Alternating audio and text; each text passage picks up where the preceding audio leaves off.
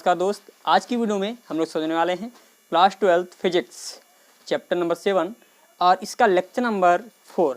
और इस लेक्चर में जो हम लोग समझेंगे एक गतिमान आवेश के कारण, यानी आवेश जो होगा हमारा गतिमान होगा, गतिमान आवेश के कारण उससे आर दूरी पर, गतिमान आवेश से आर दूरी पर वैद्युत क्षेत्र की गणना करेंगे। और इसके साथ साथ हम लोग गणना करेंगे एक तार होगा, यानी पूरे तार, यानी ये जो है संपूर्ण तार मान लेते हैं, ये कोई हमारा तार है और इस तार से आर दूरी पर, यानी आर दूरी पर वैद्युत क्षेत्र की गणना करेंगे। और यह तार की लंबाई को हम लोग अनंत कर दें, यानी इधर भी दोनों तरफ क्या हो, अनंत हो जाए, तो उसके द्वारा कितना वैद्युत क्षेत्र उत्पन्न होगा, इस चीज़ की हम लोग चर्चा इस वीडियो में विधिवत रूप से करने वाले हैं।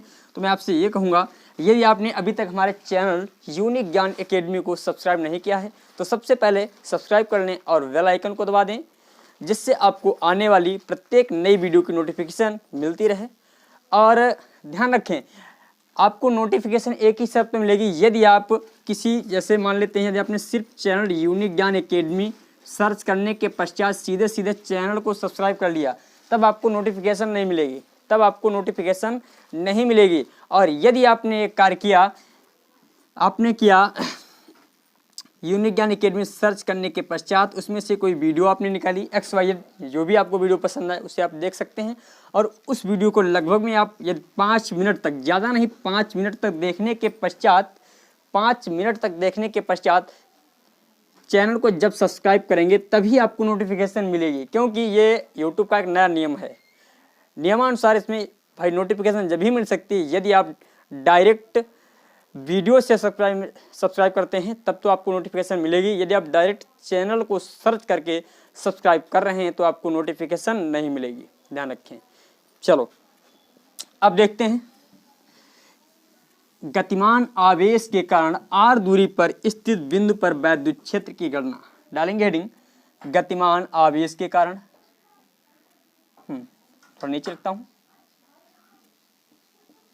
गतिमान आवेश के कारण,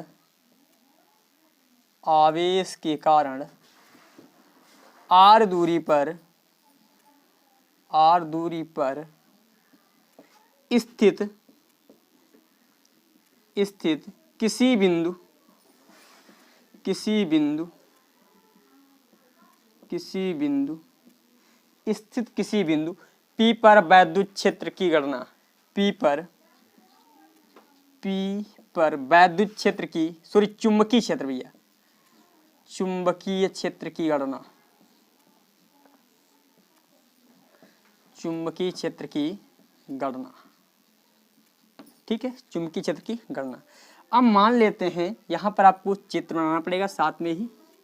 मैंने बताया ये कोई आवेश है, मान लेते हैं Q आवेश, ये कोई इलेक्ट्रॉन है, गतिमान आवेश, यानी और ये गति कर रहा है, ये जो गति कर रहा है इस मार्ग में, और जो इसका वेग है v है, v वेग से ये डेल्टा t समय तक गति करता है, डेल्टा t समय तक गति करता है। तो यहाँ से यहाँ तक जो दूरी तय की गई वो डेल्टा l है। यहाँ से यहाँ तक की इस आवेश के कारण, इस आवेशित कण के द्वारा जो दूरी तय की गई है उसका जो मान है q है, वो क्या है, हमारी q है। अब देखिए इससे r दूरी पर, यानी r दूरी पर एक बिंदु स्थित है हमारा P, एक बिंदु P स्थित है जहां पर हमें वैद्युत क्षेत्र की, सॉरी चुंबकीय क्षेत्र की गणना करनी है। मैं आपको बता दूं, मैं कई बार मिस्टेक से चुंबकीय क्षेत्र को वैद्युत क्षेत्र कहूँगा, तो आप लोग ये अपने आप एडिट कर लेना। जहाँ पर B लिखूँगा, जहाँ पर मैं B से प्रदर्शित करूँ तो वहाँ पर समझ जाना हमारा चुंबकीय क्षेत्र ही होगा, और जहाँ पर E से डिनोट करें, यानी E से डिनोट किया जाए, वहाँ पर हमारा होगा, वहाँ पर जो हमारा होगा वैद्युत क्षेत्र होगा। अब देखते हैं, ये आपको चित्र बना लेना है। इसमें क्या लिखना है, एक धारावाही, एक, ये क्या है, हमारा चालक है, ध्यान रखना, ये चालक, क्योंकि ऐसे आवेश नहीं दौड़ सकता है। आवेश जो है दौड़ेगा भाई, कोई भी कण, इलेक्ट्रॉन जो होगा हमारा किसी चालक में ही दौड़ सकता है। तो एक धारावाही चालक, एक धारावाही चालक जिसकी लंबाई डेल्टा L है, जिसकी लंबाई डेल्टा L है, उसमें Q आवेश, उसमें Q आवेश V वेग से उस चालक में Q आवेश V वेग से गतिमान है। उस चालक में Q आवेश V वेग से गतिमान है और उस चालक से r दूरी पर एक बिंदु P स्थित है जहां पर हमें वैद्युत क्षेत्र चुंबकीय क्षेत्र की गणना करनी है। जहां पर हमें चुंबकीय क्षेत्र की गणना करनी है, माना यहां पर लिख लेंगे, माना बिंदु P पर वैद्युत चुंबकीय क्षेत्र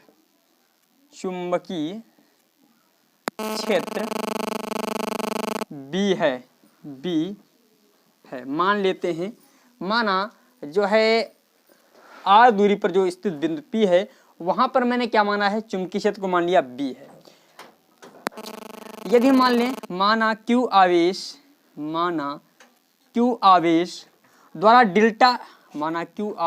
द्वारा डेल्टा t समय में चली गई दूरी डेल्टा L है। चली गई दूरी क्या है, डेल्टा L। तो दूरी बराबर फार्मूला क्या होता है, दूरी बराबर सूत्र होता है डेल्टा L, यानी दूरी बराबर फार्मूला होता है, दूरी बराबर होता है चाल गुणे समय होता है। तो भैया दूरी क्या है हमारी, जो दूरी दे रखी है वो डेल्टा L है, यानी दूरी जो दे रखी है डेल्टा L है, और चाल दे रखी है V, चाल क्या है V, और समय कितना है डेल्टा T, समय क्या है हमारा डेल्टा T। अब मान लेते हैं Q आवेश के द्वारा T समय में इतनी दूरी तय की जा रही है। अब जो Q आवेश प्रवाहित हो रहा है के द्वारा डेल्टा T समय में कितनी धारा प्रवाहित होगी, यानी कितनी धारा प्रवाहित की जा सकती है। तो यहाँ पर लिखें, यदि Q आवेश डेल्टा T समय तक प्रवाहित होता है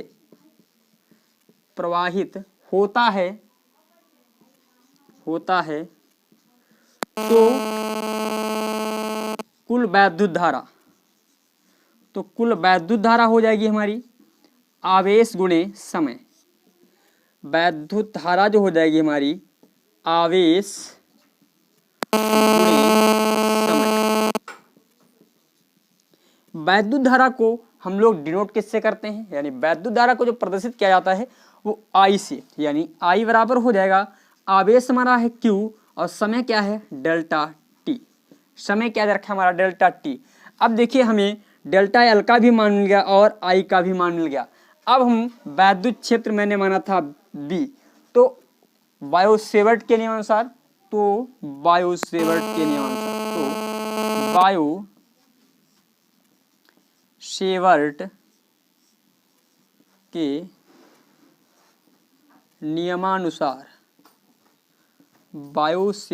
नियमानुसार B बराबर हो जाएगा mu naught upon 4 pi I delta L sign theta अपान होता है R स्क्वायर, ये फार्मूला होता है। अब देखिएगा ये ओम बायो-सेवर्ट के नियमानुसार है, और यहां पर भी मैंने क्या माना है, हाँ दिखाई पड़ रहा है, कोई दिक्कत वाली बात नहीं। अब यहां पर भी मैंने क्या माना, उत्पन्न वैद्युत क्षेत्र हमारा चुंबकीय क्षेत्र हमारा क्या है B, और म्यू नॉट अपान 4 पाई क्या है कांस्टेंट है।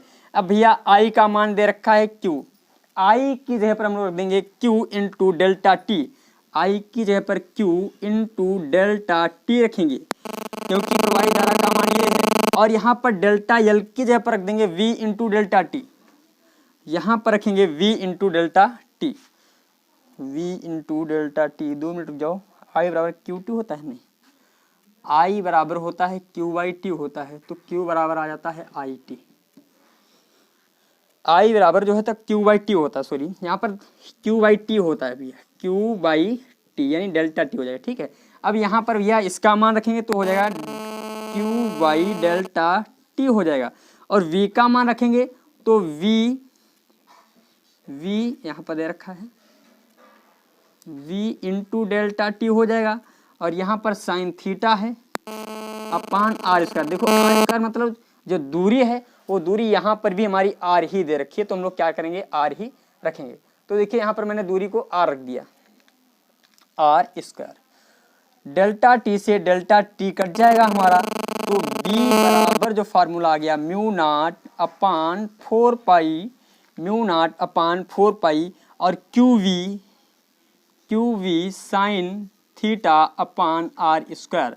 जहाँ पर क्यू क्या है हमारा, जहाँ क्यू जो है गतिमान आवेश का मान है, यानी गतिमान आवेश, और वी क्या है उसी आवेश का वेग, और साइन थीटा क्या है इन दोनों के मध्य जो एंगल बनेगा, इन दोनों के मध्य जो हमारा एंगल बन रहा है वो होगा। और आर स्क्वायर क्या है यहाँ से यहाँ तक की दूरी। ये आपका डेरिवेशन हुआ, इसका स्क्रीनशॉट लीजिए विधिवत रूप से। चलो हाँ, इसके बाद आगे क्या दे रखा है, अगला जो है ये तो भाई गतिमान आवेश के कारण निकाला था, और अब हम लोग निकालेंगे किसी तार के कारण। तो इसे मैं रफ कर देता हूं। और जो स्टूडेंट यहाँ इस वीडियो से डायरेक्ट देख रहे हैं तो मैं आपसे ये कहूँगा, यदि आप यहाँ से देख रहे हैं तो इससे पहले की सभी वीडियो आप पहले जा कर के देखिए, और उन वीडियो आपको कैसे प्राप्त करनी है तो मैं आपको बता दूं। पढ़ना चाहते हैं फिजिक्स को तो आपको एक कार्य करना पड़ेगा, यूनिक ज्ञान एकेडमी को सब्सक्राइब करने के पश्चात आपको प्लेलिस्ट में जाना पड़ेगा। जब आप प्लेलिस्ट में जाएंगे तो प्लेलिस्ट देखिए कैसे जाएंगे, आपको ये बता देते हैं। सबसे पहले क्या करना है, आपको यूनिक ज्ञान एकेडमी सर्च करना है, यूनिक ज्ञान एकेडमी। जैसे आप सर्च बटन पर क्लिक करोगे तो हमारा लोगो आपके सामने आ जाएगा। वो लोगो इस प्रकार का आएगा, देखिए ये लोगो होगा इस प्रकार का हमारा, ये लोगो बना हुआ है, और यहाँ पर कुछ बुक्स रखी होंगी। इस पर आप जैसे क्लिक करोगे, जब आप इस लोगो पर क्लिक करोगे, इस लोगो पर क्लिक करते ही आपको कुछ ऑप्शन मिलेंगे इस तरह। पहला ऑप्शन जो होगा वीडियो, इसमें होगा पहला ऑप्शन होम का होगा, यहाँ पर लिखा होगा होम, और दूसरा ऑप्शन होगा वीडियोज का, और तीसरा ऑप्शन होगा प्लेलिस्ट का, प्लेलिस्ट का। तो आपको इसमें भी कोई कार्य नहीं करना है, इसमें भी कोई कार्य नहीं करना है। यदि आप पढ़ना चाहते हो इसमें जो करंट के मान लेते हैं जो आज लोड की होगी 1-2 घंटे में, वही वीडियो करंट में ऊपर दिखाई पड़ेंगी, उससे नीचे यानी जो परसों वाली होंगी यहाँ पर दिखाई पड़ेंगी, इससे पहले कि यहाँ पर, यानी क्रम से सभी वीडियो दिखाई पड़ेंगी, और होम में सभी चीज़ें दिखाई पड़ेंगी आपको। और यहाँ पर प्लेलिस्ट में क्या होगा, प्लेलिस्ट में जो मैंने प्लेलिस्ट बना रखी है, पहली प्लेलिस्ट जो आपकी बना रखी है केमिस्ट्री क्लास 12th, ये जो आपकी प्लेलिस्ट बनी हुई है। और एक दूसरी प्लेलिस्ट बनी हुई फिजिक्स पढ़ें एकदम शुरुआत से, एक दूसरी जो प्लेलिस्ट है आपकी फिजिक्स पढ़ें एकदम शुरुआत से। जब आप उस प्लेलिस्ट पर जैसे क्लिक करेंगे तो आपको प्लेलिस्ट आपके सामने खुल जाएगी, और उसमें क्या है, आपको पहले सेकंड फिजिक्स में पहला चैप्टर मिलेगा, दूसरा चैप्टर मिलेगा, तीसरा चैप्टर मिलेगा, और एक वीडियो में ही नहीं मिलेगा। ये जो पहला चैप्टर होगा कम से कम 5-6 वीडियो मिलेगा, ये वाला भी लगभग इसी प्रकार 5 या 6 वीडियो में, इसी प्रकार ये वाला भी 6 या 7 वीडियो में मिलेगा, लगभग में 4, फिर उसके बाद 5, ये सभी आपको मिल जाएंगे। जब आप यहाँ पर 5 यानी चैप्टर नंबर 5 तक आपको सेकंड फिजिक्स की वीडियो मिलेंगी, सेकंड फिजिक्स, ये जो आपकी फिजिक्स है सेकंड है। इसके पश्चात आपको फर्स्ट फिजिक्स की वीडियो मिलना प्रारंभ होंगी, जो है चैप्टर नंबर 1 से 2, 3, 4, 5, 6, 7, चैप्टर नंबर 7 तक आपको सभी वीडियोज मिल जाएंगी। यदि आप यहाँ से पढ़ लें सभी वीडियो, तब आपको जो पढ़ रहे हो यहाँ से आपको एकदम क्लियर होने वाला है। यदि आप पढ़ने वाले स्टूडेंट हो तो एक कार्य कर लें। और मैं आपको बता दूं, यदि आप रेगुलर सब्सक्रिप्शन में आते हैं, तो आपको एक बहुत बड़ा फायदा होने वाला है। वो फायदा क्या है मैं आपको बता दूं, आपको फिजिक्स और केमिस्ट्री का हैंड रिटन नोट्स मिलने वाला है, बिल्कुल फ्री यानी फ्री मिलने वाला है। शर्त क्या रहेगी, यदि आप रेगुलर सब्सक्रिप्शन में हैं, यानी रेगुलर प्रत्येक वीडियो को प्रत्येक दिन देखते हैं और उस पर लाइक कमेंट करते हैं, तो आपको फ्री मिलेगी। और इसके अतिरिक्त यदि आप रेगुलर सब्सक्रिप्शन में नहीं हैं और फिर भी आप हैंड रिटन नोट्स चाहते हैं, तो इसके लिए आपको पेड करना पड़ेगा। फिजिक्स और केमिस्ट्री, यानी केवल फिजिक्स का चाहते हैं या केवल केमिस्ट्री का चाहते हैं, फिजिक्स या केमिस्ट्री का, एक या केवल मतलब फिजिक्स का चाहें या केवल केमिस्ट्री का चाहें, तो आपको पैड करना पड़ेगा। इसका जो कॉस्ट है 249 रुपये। इसके अतिरिक्त आप दोनों लेना चाहते हैं, केमिस्ट्री और प्लस फिजिक्स चाहते हैं, केमिस्ट्री और फिजिक्स दोनों चाहते हैं, तो आपको 449 इतने रुपए में पड़ जाएगा। तो आपके लिए यहाँ पर भी एक फ़ायदा होने वाला है। यदि आप दोनों लेंगे तो 50 रुपये का, और यहाँ पर तो बिल्कुल फ्री। तो मैं आपसे ये कहूँगा, इस पर बिल्कुल ना जाएं, कोई भी पैसा ना खर्च करें, रेगुलर सब्सक्रिप्शन में रहें, आपको बहुत सी चीज़ें मिलेंगी। और मैं आपको बता दूं, जो स्टूडेंट किसी भी कारणवश रेगुलर सब्सक्रिप्शन में नहीं रह पा रहे हैं, जिन लोगों ने हमारा एक कोर्स जो परचेज किया है, उनको बहुत अच्छा फायदा हुआ है। और आप लोगों से बात कहूँगा, यदि आप लोग भी board exam 2022 UP board crack करना चाहते हैं, 90+ मार्क लाना चाहते हैं, तो आपके लिए बहुत अच्छा सुनहरा अवसर है इस समय। रेगुलर सब्सक्रिप्शन और इतना प्राइज आप दे करके हैंड रिटन नोट्स प्राप्त कर सकते हैं, और रेगुलर सब्सक्रिप्शन में आपको ये बिल्कुल फ्री मिलने वाला है।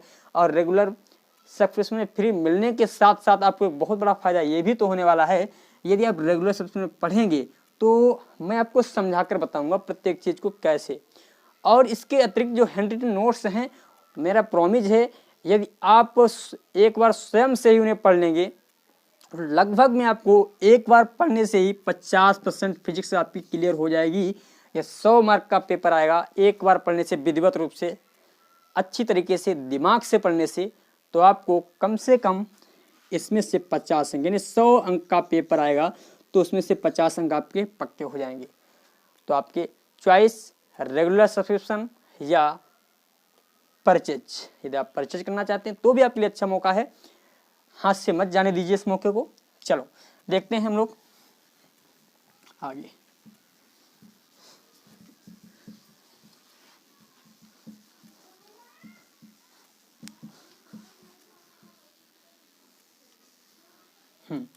आगे क्या कहा गया है, परिमित लंबाई के तार से r दूरी पर कोई बिंदु P स्थित है जहां पर हमें चुंबकीय क्षेत्र की गणना करनी है। परिमित लंबाई, यहां पर पहले हेडिंग लिख लेंगे,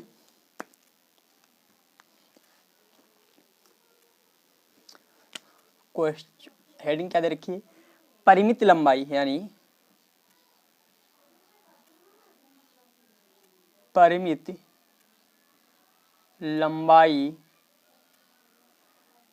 लंबाई के तार से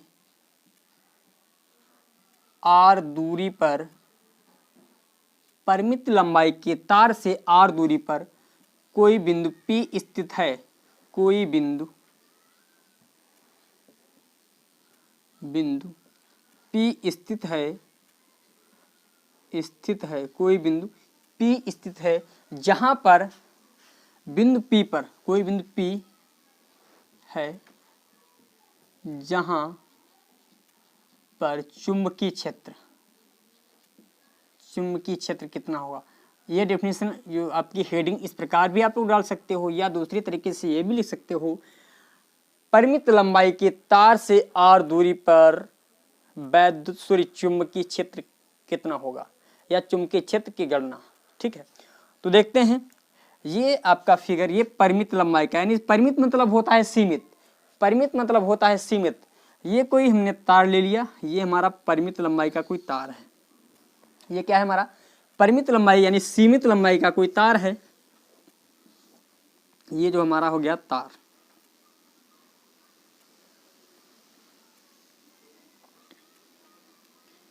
इसकी लंबाई जो है सीमित हो गई, यानी लिमिटेड है। और इससे r दूरी पर, यानी यहाँ से r दूरी पर एक बिंदु जो है P स्थित है, यहाँ पर एक बिंदु P स्थित है। अब इस बिंदु पर हमें चुंबकीय क्षेत्र ज्ञात करना है, यानी यहाँ पर हमें B फाइंड आउट करना है। यहाँ पर हमें क्या करना है, B फाइंड आउट करना है। तो आपको मैं बता दूं, इस फार्मूले को अभी जब तक के लिए, कुछ मैं ऊपर लिखूंगा, उसको जब तक के लिए अभी कुछ समय के लिए ऐसे रट लेंगे, और इसका डेरिवेशन मैं इसके जस्ट अगली क्लास में बिल्कुल दूंगा। क्योंकि कुछ चीज़ें ऐसी हैं जो आप यहाँ पर रटने के पश्चात उनका प्रयोग करने के बाद में समझ में आती हैं, और कुछ चीज़ें ऐसी होती हैं जिनको हम पहले समझेंगे उसके बाद प्रयोग करेंगे। तो मैं आपको बता दूं, इसका यदि हम प्रयोग नहीं करेंगे तो आप ये समझ नहीं पाओगे। इसका पहले प्रयोग किया जाएगा, उसके पश्चात हम इसे समझेंगे। तो देखें इसमें होगा क्या, रट लेना कुछ समय के लिए इसे।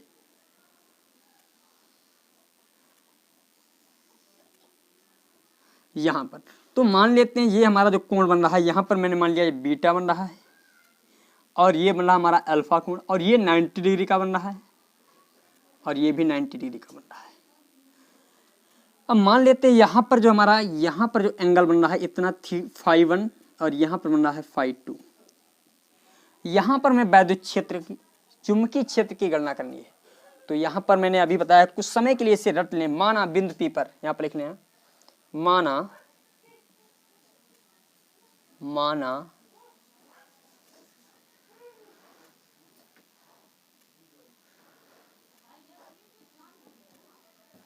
बिंदु P पर उत्पन्न चुंबकीय क्षेत्र,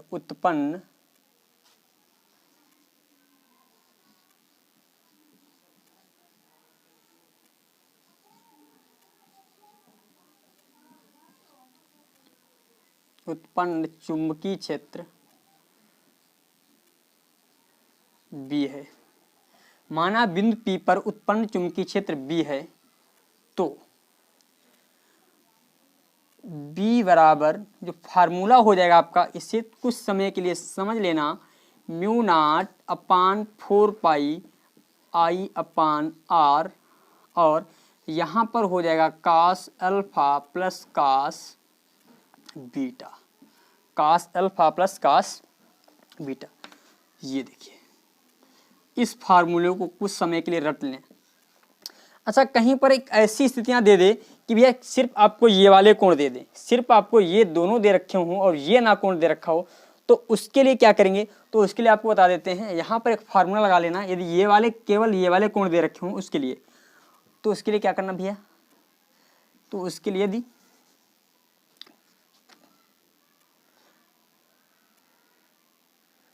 P बिंदु परिमित चालक से, P बिंदु जो है, P बिंदु परिमित चालक से θ1 φ1 φ2 कोण पर स्थित हो, φ1 या φ2 कोण पर स्थित हो, तो इसके लिए क्या हो जाएगा, यदि यहाँ पर ये अपने आप देख लेना, यदि P बिंदु परिमित चालक की लंबाई से φ1 और φ2 का कोण बनाए तो उसके लिए क्या हो जाएगा। देखें उसके लिए भैया B बराबर हो जाएगा μ0/4 I/r। तो यहाँ पर भैया इससे हम इसको माइनस कर देंगे, इसको इससे माइनस कर देंगे, तो यहाँ पर cos अल्फा की जगह पर लिख देंगे, cos अल्फा की जगह पर लिखेंगे 90 माइनस φ1, cos अल्फा की जगह पर मैंने क्या लिख दिया 90 माइनस का φ1 हो जाएगा φ1, और यहाँ पर हम लोग लिख देंगे cos प्लस का cos बीटा की जगह पर 90 माइनस φ2 हो जाएगा। अब देखिए थोड़ा इसे आगे बढ़ाएं तो B बराबर जो आ जाएगा μ0/4 I/r, और यहाँ पर आ जाएगा हमारा sin φ1 प्लस sin φ2। ये जो है हमारा फार्मूला, इसका प्रयोग कहीं कहीं पर हमें करना पड़ेगा। इसको नोट कर लें, विधिवत रूप से स्क्रीनशॉट ले लीजिएगा, फिर मैं कुछ क्वेश्चन आपको बता रहा हूँ इससे रिलेटेड। हाँ, अब मैं रफ करता हूँ इसे, कुछ रिलेटेड इससे क्वेश्चन, फिर उसके पश्चात मैं आपको बताऊंगा कुछ चीजें और।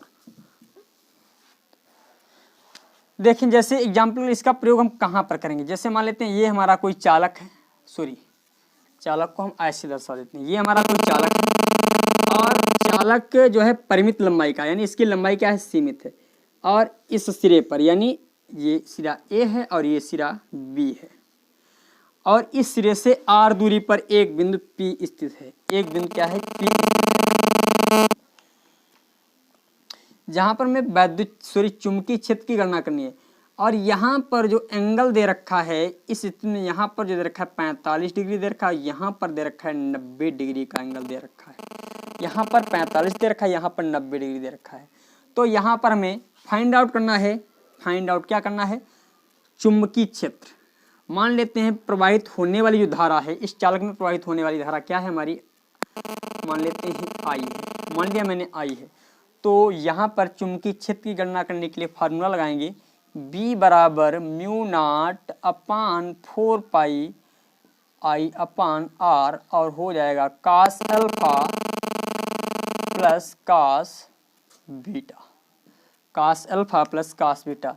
तो B बराबर आ जाएगा mu naught upon 4 pi I upon R, और आर मतलब इसे स्मॉल आर भी लिख सकते हैं, कोई दिक्कत वाली बात नहीं, क्योंकि स्मॉल आर मैंने माना तो स्मॉल आर हमें लिखना भी पड़ेगा, स्मॉल आर। और कास अल्फा की जगह पर क्या रखेंगे, जो हमारा कास अल्फा, ये अल्फा का मान है और ये बीटा का मान, ये अल्फा हो गया और ये बीटा हो गया।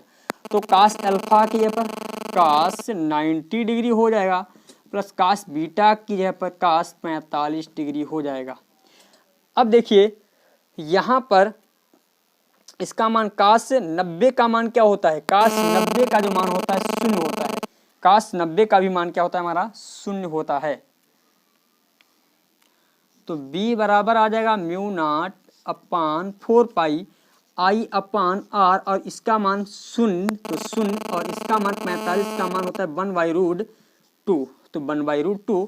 इसके B बराबर आ जाएगा mu naught by 4 pi into I, और यहाँ पर आर, यहाँ पर केवल 1/√2 बचा, तो इसे हम इस प्रकार भी लिख सकते हैं, म्यू नॉट अपान 4 पाई और आई बाई 2√r। ये हमारा हो जाएगा चुंबकीय क्षेत्र इस बिंदु पर, इस बिंदु पर ये हमारा क्या हो जाएगा, चुंबकीय क्षेत्र हो जाएगा। अब मान लेते हैं इसी के साथ अब कोई तार जो है हमारा यहाँ पर परिमित था, और अब की बार तार हम मान लेते हैं अपरिमित लंबाई का है, तो वैद्युत क्षेत्र की गणना, चुंबकीय क्षेत्र की गणना कैसे करेंगे। तो देखें इसे, अब की बार हम लोगों ने तार कैसा लिया है, अपरिमित लंबाई का लिया है। अपरिमित मतलब असीमित, तो यहाँ पर मैं सिर्फ, मुझे तो सिर्फ एक अक्षर ही बढ़ाना पड़ेगा, आप अपनी पूर्ण हेडिंग में लीजिएगा। अब क्या मैंने जो तार लिया है अपरिमित, यानी ये हो गया हमारी, अभी तो सीमित लंबाई है, अब हो जाएगी ये लो असीमित हो गई, अब ये असीमित हो गई। अब इससे जो r दूरी पर, यानी r दूरी पर एक बिंदु P स्थित है, एक बिंदु P स्थित है, जहां पर हमें फाइंड आउट करना है चुंबकीय क्षेत्र। तो ये चित्र बनाने के पश्चात, और इसमें जो प्रवाहित होने वाली जो धारा है वो हमारी I है, यानी प्रवाहित होने वाली जो धारा क्या है हमारी I है। अब देखो इसमें क्या लिखना है आपको, एक अपरिमित लंबाई का, अपरिमित यानी अपरिभाषित लंबाई का, अपरिभाषित मतलब बहुत लंबा, जिसकी लंबाई का कोई अंत भी नहीं है, अपरिमित लंबाई का एक चालक, अपरिमित लंबाई का एक चालक जिसमें प्रवाहित होने वाली धारा I है, जिसमें प्रवाहित होने वाली धारा I है, और इससे r दूरी पर, इस तार से r दूरी पर स्थित कोई बिंदु P है, स्थित कोई बिंदु P है, जहां पर हमें वैद्युत चुंबकीय क्षेत्र की हम लोग क्या करनी है, गणना करनी है। मैं कई बार इसे वैद्युत क्षेत्र बोल जाता हूं, मैंने बता चुका हूं पहले, आप लोग एडिट कर लें इसे। चलो और देखें इसे, यहाँ पर जो फार्मूले के अनुसार ये आप थ्योरी लिखेंगे जो मैंने बोली है, उसके पश्चात क्या लिखना है, माना बिंदु P पर उत्पन्न चुंबकीय क्षेत्र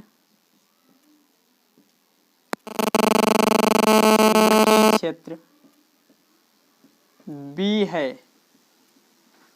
तो B बराबर फार्मूला मैंने क्या बताया था, mu naught upon 4 pi I upon R, और यहाँ पर होता है cos alpha plus cos beta, cos alpha plus cos beta.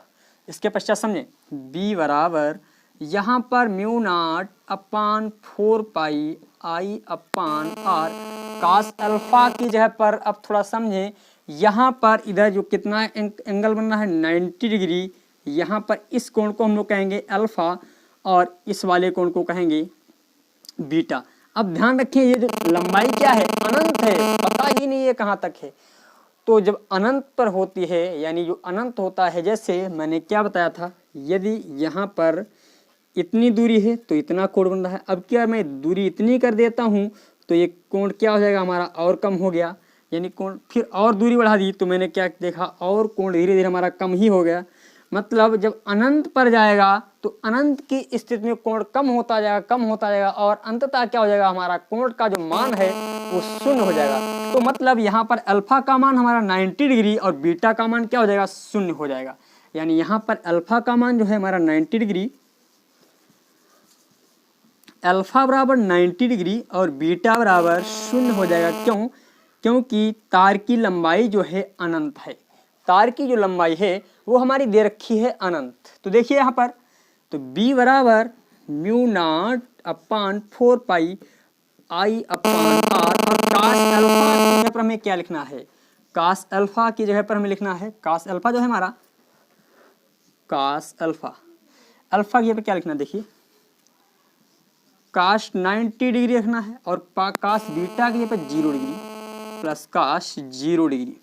तो देखिए b बराबर आ जाएगा mu naught upon 4 pi I upon R, और इसका मान यानी काश 90 का मान होता है 1 और काश 0 का भी मान होता है 1। काश 90 का मान 1 ही होता है और काश 0 का भी मान 1 ही होता है।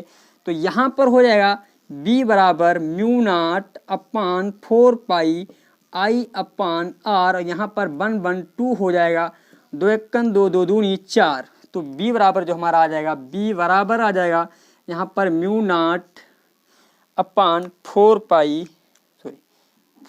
पाई और यहाँ पर i अपान आर बचेगा, सॉरी 2 पाई, क्योंकि यहाँ पर 2 रहेगा ना, तो यहाँ पर 2 पाई आ जाएगा। अच्छा, इसे हम एक प्रकार से और भी लिख सकते हैं। क्या है, इस प्रकार से देखें कैसे।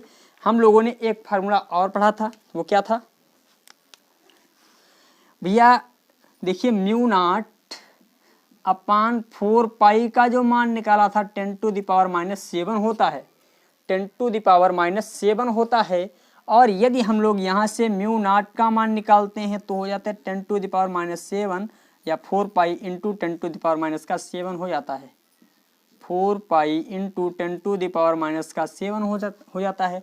अच्छा, इसे थोड़ा और भी इज्जत के साथ लिखना चाहें तो इसे म्यू नॉट अपान 2 इंटू 2 बराबर लिख सकते हैं 4 पाई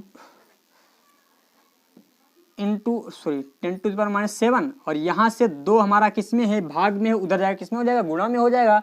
तो भैया म्यू नॉट बराबर म्यू नॉट अपान 2 पाई बराबर हो जाएगा 2 गुणे 10⁻⁻7 आ जाएगा। अर्थात म्यू नॉट अपान 2 पाई का क्या मान आया है, ये 2 गुणे 10⁻⁻7। तो यहाँ पर हम लोग वैल्यू पुट कर देंगे, b बराबर आ जाएगा 2 गुणे 10⁻⁻7 आई अपान आर। अनंत पर, यानी कोई तार की जो लंबाई दे रखी है, अनंत दे रखी है, तार जो हमारा अनंत लंबाई का है, उसके कारण कहीं पर किसी बिंदु पर हमें वैद्युत क्षेत्र की तीव्रता ज्ञात करनी पड़ जाए तो आपको ज़्यादा कैलकुलेशन करने की आवश्यकता नहीं है। आई अपान आर ले लीजिए, यानी दूरी, और इस दूरी ले लीजिए और यहाँ पर ले लीजिए धारा, और उसको गुणा कर दीजिएगा, उसके अनुपात को गुणा कीजिएगा 2 गुणे 10⁻⁻7 से। आपका जो भी कैलकुलेशन आए वही आपका क्या होगा, उत्तर होगा। चलो और देखते हैं कुछ चीज आगे।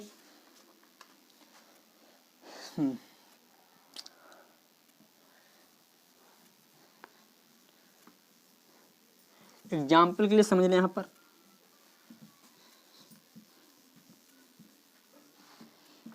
एग्जाम्पल के लिए मैंने क्या बताया एग्जाम्पल में, भैया जो तार की लंबाई होनी चाहिए अनंत, ये जो है अनंत लंबाई का तार है, और इससे जो है 5 मीटर की दूरी पर, 5 मीटर की दूरी पर एक बिंदु P स्थित है, एक बिंदु P स्थित है, जहां पर हमें क्या करनी है, वैद्युत क्षेत्र, सॉरी चुंबकीय क्षेत्र यानी B फाइंड आउट करना है। और इस तार में जो प्रवाहित होने वाली जो धारा है वो है हमारी 10 एम्पियर, 10 एम्पियर। इस तार में जो प्रवाहित होने वाली धारा है यानी 10 एम्पियर है। तो यहाँ पर हम लोग चुंबकीय क्षेत्र की गणना करने के लिए क्या करेंगे, फार्मूला लगाएंगे जो अभी मैंने निकाला था इसमें क्या निकला था, b बराबर यहाँ पर 2 गुणे 10 की power -7 into I by R निकला था। और इसमें धारा का मान I बराबर है 10 एम्पियर और R बराबर है 5 मीटर। तो देखिए b बराबर हो जाएगा 2 गुणे 10 की पावर -7 और यहाँ पर रख देंगे 10/5, 5 × 5, 5 दूनी 10, तो b बराबर आ जाएगा 2 दूनी 4, 4 गुणे 10 की पावर -7, 4 गुणे 10 की पावर -7 आ जाएगा। ठीक है, ये हमारा हुआ इसका आंसर। इसी प्रकार से कई क्वेश्चन आपको मिलेंगे बोर्ड एग्जाम में, और बोर्ड एग्जाम में इतने सिंपल से क्वेश्चन नहीं देगा आपको, ये मैं बता दूं। ये ओरल क्वेश्चन मैंने दिमाग से ऐसे आपको बता दिया, और जो आपको बोर्ड एग्जाम में क्वेश्चन देगा इस प्रकार के क्वेश्चन नहीं होंगे, उसमें बहुत बड़े बड़े क्वेश्चन दे रखे होंगे। यदि आप छोटे क्वेश्चन लगा लेंगे तो आपको बड़े क्वेश्चन लगाने में कोई भी दिक्कत होने वाली नहीं है। तो मैं आपसे यही कहूँगा, यदि आप हमारे चैनल पर नए हैं तो चैनल को सब्सक्राइब कर लें और सभी वीडियो को क्रम से देखिए, तब आपको क्लियर होने वाली है फिजिक्स। और इस चैनल पर आपको विधिवत रूप से फिजिक्स और केमिस्ट्री की पढ़ाई मिलेगी। मेरा प्रॉमिस रहेगा सन 2022 आएगा, उससे पहले ही आपका फिजिक्स और केमिस्ट्री बिल्कुल कंप्लीट होने वाला है। यदि आप विधिवत रूप से हमारे तरीके से पढ़ लेते हैं, जिस तरीके से मैं पढ़ाता हूं, मेरा प्रॉमिस रहेगा आप क्रैक करेंगे 90+, यदि आप विधिवत रूप से पढ़ने वाले स्टूडेंट हैं। समझ गए? अब देखिए, इसके साथ ये जो न्यूमेरिकल में लगवा रहा हूँ, इन न्यूमेरिकल की भी आपकी प्लेलिस्ट, मैं न्यूमेरिकल भी नहीं छोड़ूंगा और थ्योरी जो भी फिजिक्स में है, छोड़ना हमें कुछ नहीं है, एक एक पॉइंट हमें समझना है।